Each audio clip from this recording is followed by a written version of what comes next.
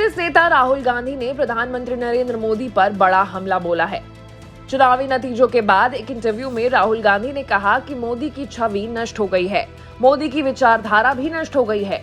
राहुल ने कहा है कि बीजेपी का बुनियादी ढांचा और रिलीजियस हॉस्टिलिटी फैलाने की उनकी विचारधारा चरमरा गई है। यही नहीं, राहुल ने आगे कहा कि नरेंद्र मोदी सरकार को टिकने के लिए संघर्ष करना होगा। इन चुनाव के प्रत्याशित नतीजों के बाद भारतीय राजनीतिक परिदृश्य में एक बदलाव आया है और प्रधानमंत्री नरेंद्र मोदी सरकार को बने रहने के लिए संघर्ष करना होगा।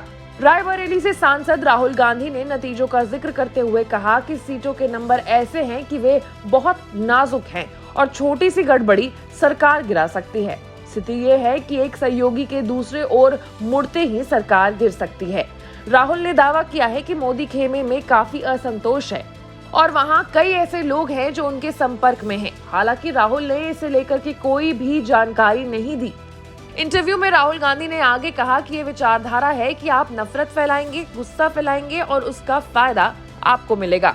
भारत के लोगों ने इस चुनाव में इस विचारधारा को नकार दिया है। उन्होंने कहा कि यही वजह है कि इस बार सत्ताधारी गठबंधन संघर्ष करेगा, क्योंकि 2014 और 19 में नरेंद्र मोदी के लिए जो काम आया वो काम नहीं हुआ। राहुल गांधी ने इंटरव्यू में दावा किया है कि उचित परिस्थितियों में विपक्षी INDIA ने बिना संदेह बहुमत हासिल कर लिया होता।